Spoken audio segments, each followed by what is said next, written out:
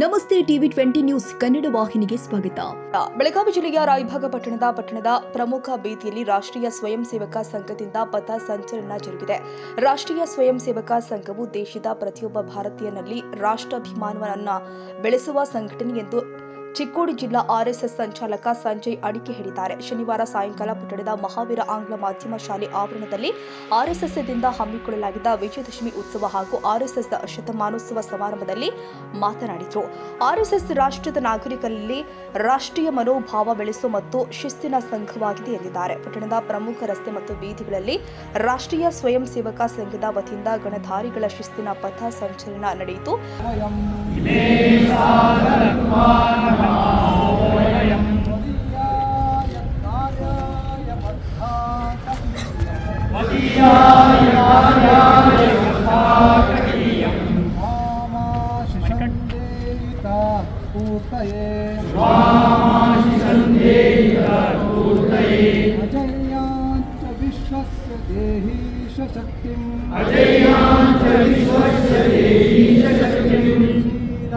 जगद्वेन नम्रं भवेत् वयत्कण्टकाकीर्णमार्गम्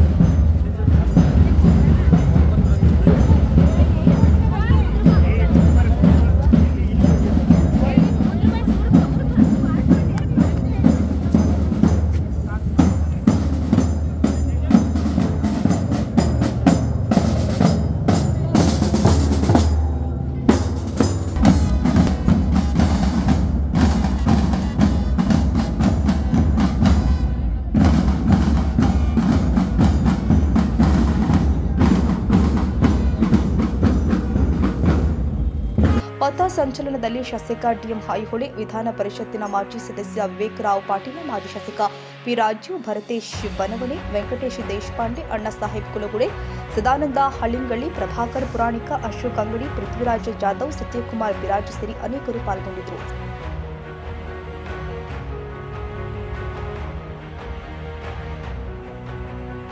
ಕನ್ನಡಿಗರ ಮೆಚ್ಚಿನ ನಿಮ್ಮ ಟಿವಿ 20 ಕನ್ನಡ ವಾಹಿನಿ ಇದೀಗ ಟಿವಿಯಲ್ಲಿ ಲಭ್ಯ. ಕರ್ನಾಟಕ ಮತ್ತು ದೇಶ ವಿದೇಶದ 360 ಡಿಗ್ರಿ ಸುದ್ದಿ ವಿವರವನ್ನ ಪಡೆಯುವುದಕ್ಕೆ ಟಿವಿ 20 ವಾಹಿನಿಯನ್ನು ಲೈಕ್ ಮಾಡಿ, ವಿಡಿಯೋಗಳನ್ನು ಶೇರ್ ಮಾಡಿ, ಕಮೆಂಟ್ ಮಾಡಿ, ಸಬ್ಸ್ಕ್ರೈಬ್ ಮಾಡಿ. HCN ಕೇಬಲ್ 842 ನಂಬರ್ನಲ್ಲಿ ಹುಕ್ಕೇರಿ ತಾಲೂಕು ಹಾಗೂ ಸಂಕೇಶ್ವರದ ಸುತ್ತಮುತ್ತಲಿನ ಹಳ್ಳಿಗಳಲ್ಲಿ ಲಭ್ಯ. PCN ಕೇಬಲ್ 129 ನಂಬರ್ನಲ್ಲಿ ಹಾರುಗೆರೆ ಸುತ್ತಮುತ್ತಲಿನ ಹಳ್ಳಿಗಳಲ್ಲಿ ಲಭ್ಯ. ರಾಯಬಾಗ್ ಡಿಜಿಟಲ್ ಚಾನೆಲ್ ಕೇಬಲ್ 80ನೇ ನಂಬರ್ನಲ್ಲಿ ರಾಯಬಾಗ ತಾಲೂಕಿನ ಸುತ್ತಮುತ್ತಲಿನ ಹಳ್ಳಿಗಳಲ್ಲಿ ಲಭ್ಯ. UDCN ಕೇಬಲ್ ನೆಟ್ವರ್ಕ್ ಉಗಾರ ಸುತ್ತಮುತ್ತಲಿನ ಹಳ್ಳಿಗಳಲ್ಲಿ ನಿಮ್ಮ ಟಿವಿ 20 ಕನ್ನಡ ವಾಹಿನಿಯೂ ಲಭ್ಯ.